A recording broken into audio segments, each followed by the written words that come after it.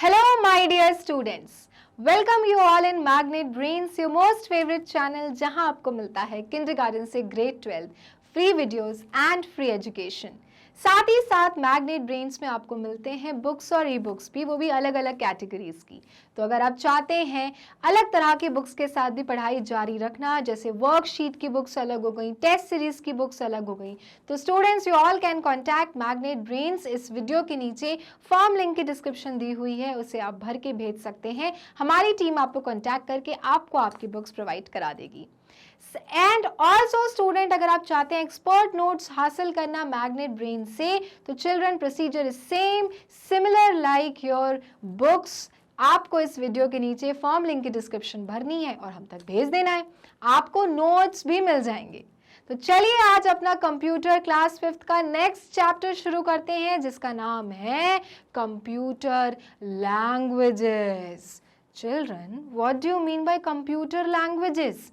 तो जैसे कि student I have told you in our previous class कि हमें बात करने के लिए जैसे लैंग्वेज की ज़रूरत पड़ती है ना। अगर हमको लगता है कि सामने वाले को हिंदी आती है तो हम हिंदी में बात करते हैं, अगर उससे कोई रीजनल लैंग्वेज हमें आती है, उसे आती है, तो हम रीजनल लैंग्वेज में बात करते हैं, इंग्लिश आती है तो इंग्लिश में करते हैं, क्योंकि हमें अपनी बात को समझाना होता है।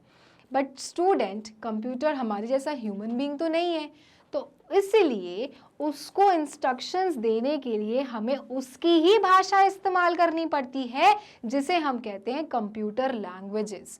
और ये कंप्यूटर लैंग्वेजेस चिल्ड्रन बहुत तरह के होते हैं और जन्मों से जनरेशन से ये लैंग्वेजेस में इवॉल्व हुआ है, डेवलपमेंट हुआ है, ताकि यूज़र के लिए ईजी हो पाए चीज़ें।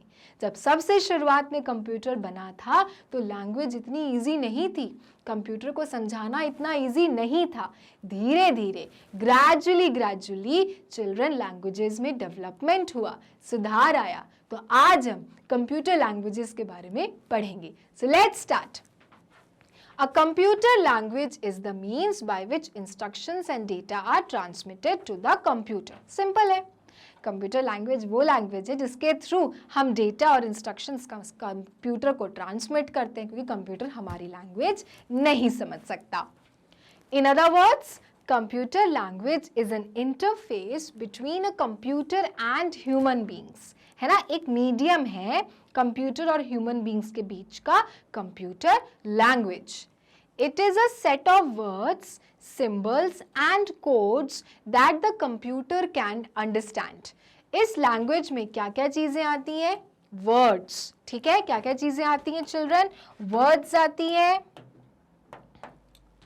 then symbols and codes आते हैं जो कंप्यूटर समझ सकता है। तो जो कंप्यूटर की लैंग्वेज होती है उसमें क्या क्या चीज़ें आती हैं? Words, symbols and codes. It is used to write a computer program. और इसे क्यों लिखा जाता है? कंप्यूटर प्रोग्राम को बनाने के लिए, ठीक है। The process of writing a computer program is called programming. और स्टूडेंट, कंप्यूटर में जो प्रोग्राम बनाया जाता है उसे हम क्या कहते हैं? Programming. The people who write these computer programs are called programmers. और कौन बनाता है ये प्रोग्रामिंग? क्या कोई कंप्यूटर को लेके आते हैं? नो, ये तो ह्यूमंस ही करते हैं। और जो ह्यूमंस प्रोग्रामिंग करते हैं, कंप्यूटर पे काम करते हैं, उन्हें हम क्या बुलाते हैं? प्रोग्रामर्स। तो ये दो टर्म बहुत इंपॉर्टेंट है समझना। पहला, the process of writing a computer program, एक कि वो एक प्रोसेस, प्रक्रिया कंप्यूटर प्रोग्राम लिखने का, इसे हम कहते हैं प्रोग्रामिंग। और दूसरा student, the people who write this computer program are called programmers, ठीक है। And both the things are very important, right. Now a number of programming languages are used across the world, and you know that there are many programming languages. पूरी दुनिया में कोई एक दो languages नहीं है, many programming languages. बहुत सारे programmers लगे हुए हैं जो languages बनाते हैं कंप्यूटर के। Some languages have been developed for specific computers, others are developed for specific uses such as scientific or business applications. Now ये जो languages है ना students, ये अलग अलग पर्पस के लिए बनाए जाते हैं। कुछ लैंग्वेजेस जो होते हैं वो किसी स्पेशल पर्पस के लिए होते हैं कि भाई ये काम के लिए यही वाली लैंग्वेज को यूज किया जाएगा कंप्यूटर को प्रोग्रामिंग में, ठीक है। और कुछ जैसे काम होते हैं, जैसे आपके हो गए साइंटिफिक, बिजनेस, अब रोबोट्स के साथ कुछ बात करनी है, आर्टिफिशियल इंटेलिजेंस से कुछ करना है, तो उनकी जो प्रोग्रामिंग लैंग्वेज होती है वो अलग होती है। तो you can see student, there are n number of programming languages around the world and it depends from situation to situations, and those people who make these programming languages are known as programmers, right? Now you student, can you see this flow chart? It is very important. Computer language पता है हमें, भाई एक interface है जिसके through human beings और computer में बातचीत हो रही है। Now student, low level languages और हाई लेवल लैंग्वेजेस में क्या हुआ है, क्लासिफिकेशन हुआ है। लो लेवल लैंग्वेजेस, जिसको हम LLL के नाम से भी जानते हैं, उसके भी दो लैंग्वेज होते हैं जिसे हम कहते हैं मशीन लैंग्वेज और assembly language, 1GL and 2GL। फिर और इवॉल्व हुआ और बढ़ा कंप्यूटर, और लैंग्वेजेस बने, और फिर आया नंबर HLL का, that is high level language, जिसके फिर से 3 पार्ट हुए, 3rd generation language, 4th generation language and natural language, जिसे हम कहते हैं 5GL। So student, you can see so many languages, और ये बरसों से बनती चली आ रही है, प्रोग्रामर्स काम करते चले जा रहे हैं और इजी बना रहे हैं और इजी बना रहे हैं, और अंत में हम आज की डेट में पहुंचे हैं नेचुरल लैंग्वेज 5GL में, ठीक है। तो you have to remember these languages, this classification of language, low level language, high level language. Low level में 2 आते हैं, that is your machine language and assembly language, और यहां पे आते हैं 3, 4, 5, ठीक है, 3rd level language, 4th level language and natural language, that is 5GL। Clear? Okay. Now first is low level language. A low level language is a programming language that is machine dependent. ये एक ऐसी language है student जो कि totally क्या है, machine पे dependent है। A machine dependent language runs only on particular type of computer, और ये जो लैंग्वेज होती है ना मशीन डिपेंडेंट लैंग्वेज, ये सिर्फ एक प्रकार के कंप्यूटर पे चलती है ना। तो देखो, शुरुआत छोटी सी हुई थी, लो लेवल लैंग्वेज से हुई थी, और उसका भी मशीन लैंग्वेज था जो एक ही प्रकार के कंप्यूटर में वर्क कर पाता था। These programs are not easily portable to other type of computers, और अगर इस कंप्यूटर में कुछ काम हुआ है तो आप दूसरे कंप्यूटर में वो काम नहीं कर सकते, क्योंकि हर लैंग्वेज हर कंप्यूटर की अलग अलग होती थी, ठीक। There are 2 categories of low level language जो हमने फ्लो चार्ट में पढ़ा, क्या क्या, मशीन लैंग्वेज और असेंबली लैंग्वेज, है ना। शुरुआत तो देखो छोटे से ही होती है ना, धीरे धीरे उस पर काम होता है, फिर जाके बड़ा होता है। तो शुरुआत लो लेवल लैंग्वेज से हुई थी, जो कि इतने आसान नहीं था, पोर्टेबल नहीं था, लेकिन हुई थी, ठीक है। यहाँ पे कंप्यूटर की लैंग्वेज की शुरुआत हुई थी, जो कि 2 प्रकार की बनी, मशीन लैंग्वेज और असेंबली लैंग्वेज। अब क्या है machine language? Machine language is the only language understood by a computer. It is also known as the first generation language. जो पहला जनरेशन का लैंग्वेज था उसे मशीन लैंग्वेज बुलाते थे। It is almost impossible or difficult for humans to use machine language because it is made up of only 2 digits, that is 0 and 1. भाई machine language में सिर्फ 2 ही डिजिट काम करते थे, वो थे 0 और 1, बाइनरी डिजिट्स। तो ह्यूमंस को काम करना आता ही नहीं था, लैंग्वेज को यूज करना आता ही नहीं था, क्योंकि मशीन लैंग्वेज में सिर्फ 2 ही तरीके से कंप्यूटर से इंटरेक्शन हो सकता था, that is 0 and 1, called binary digits और bits. The 0 stands for of and I1 stands for on, बस यही लैंग्वेज थी मशीन लैंग्वेज की। So it was very difficult for humans, है ना। शुरुआत तो हो गई थी, फर्स्ट जनरेशन लैंग्वेज थी, लेकिन काम सिर्फ 2 डिजिट से हो रहा था, 0 और 1 से।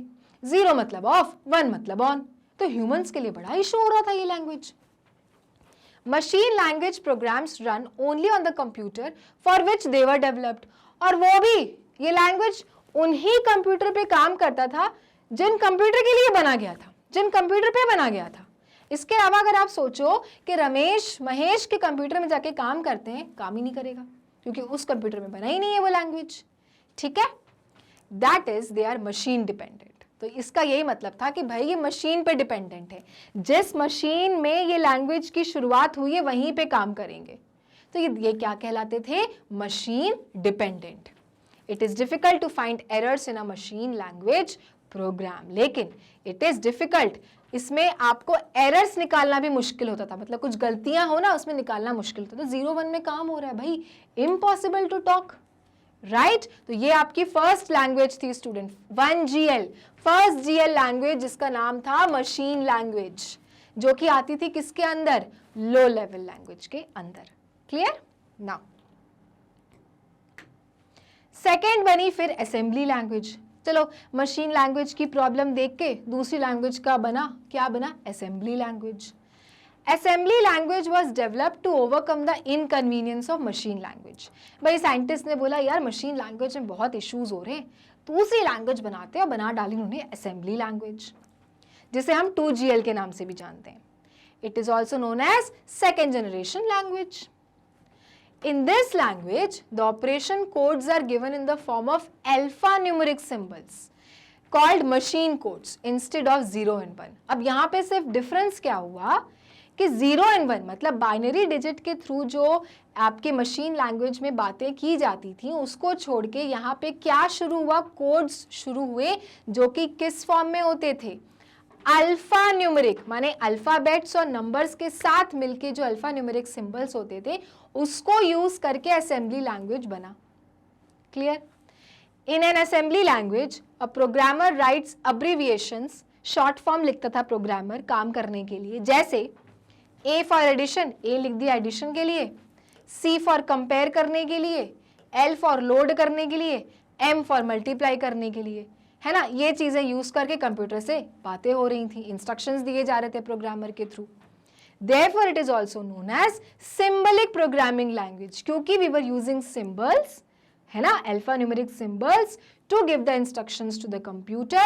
They were also known as symbolic programming language. पहला वाला क्या था? बाइनरी डिजिट वाला था 0 and 1, उसको चेंज करके दूसरा लैंग्वेज आया असेंबली लैंग्वेज, जिसमें क्या आया आपका? उसमें आया आपका सिंबल, माने अल्फा न्यूमेरिक सिंबल। एडिशन करना है ए लिख दो, मल्टीप्लाई करना है एम लिख दो, कंपेयर करना है सी लिख दो। तो इस तरह से असेंबली लैंग्वेज को इस्तेमाल किया जा रहा था। क्लियर? लेकिन तब भी ये काम नहीं आई, क्योंकि लो लेवल लैंग्वेज थी, स्लो थी, हेल्पफुल नहीं थी, इंट्रैक्शन प्रॉपर नहीं हो पा रहा था, हमको जो करना है वो कुछ और समझ रहा था। भाई एम का मतलब तो बहुत कुछ हो सकता है, राइट? मल्टीप्लाई भी माइनस भी, तो बहुत सारी चीजें गड़बड़ हो रही थी, दिक्कतों का सामना करना पड़ रहा था। और तब जाके हमारे साइंटिस्ट ने एक और लैंग्वेज निकाली जिसका नाम दिया हाई लेवल लैंग्वेज, जिसके अंदर आते हैं 3 जनरेशन लैंग्वेज के, 3GL, 4GL और 5GL. High level languages is a programming language that enables a programmer to write programs that are machine independent. High level language ने ये आराम दिया कि जो प्रोग्रामर है वो आराम से प्रोग्राम्स को राइट कर सके और मशीन डिपेंडेंट ना बने, कोई भी मशीन में काम हो कर सके। These languages are considered high level as they are similar to the languages used by humans and further from machine languages. और ये languages बहुत काम में आई क्योंकि ये languages का जो मीडियम था वो बिल्कुल सिमिलर था हम ह्यूमंस की तरह। अब अगर हमारी बातें अगर आप कंप्यूटर के थ्रू करवा रहे हो तो आराम से बातें होंगी ना। हम कह रहे हैं प्लीज ऐड 2 + 4, कंप्यूटर समझ रहा है, it was simple, it was easy, right? There are 3 main categories of HLL, that is 3GL, 4GL and 5GL. ये आ गया समझ में? 2 लेवल से शुरू किया था हमने, लो लेवल और हाई लेवल। 2 लेवल में कितने, लो लेवल में कितने थे? 2, मशीन और असेंबली। और आपके हाई लेवल में कितने आए? 3, जिसमें 3GL, 4GL और 5GL आता है। Now, third generation language. An instruction in third generation language is written as a series of English words like add for addition. अब देखो वो सिंबल A लिखने से बेटर है ना, add लिखो तो क्लियर हो रहा है, मल्टीप्लाई है तो मल्टी पूरा लिख रहे हैं, सब्सट्रैक्शन तो सब पूरा लिख रहे हैं, डिवाइड है तो डिवाइड लिख रहे हैं, तो क्लियर हुआ। तो ये लैंग्वेज अच्छी लगी सबको। Many third generation languages also use arithmetic operators such as x for multiplication and plus for addition. These English-like words and arithmetic operators make it easy for a programmer to write the program. और इस कारण से इस language की मदद से programmers आराम से अपनी प्रोग्रामिंग कर पा रहे थे. ठीक है, तो देखो उसमें कौन कौन सी लैंग्वेजेस आती हैं 3GL में. BASIC, COBOL, Pascal and Fortran, ये सब 3GL लैंग्वेज हैं. ये टाइप्स ऑफ लैंग्वेजेस हैं. Please remember the name. MCQs में आ सकता है, वर्कशीट में आ सकता है. BASIC, COBOL, Pascal and Fortran are the types of 3GL languages which was easy for a programmer to write the programming. Clear?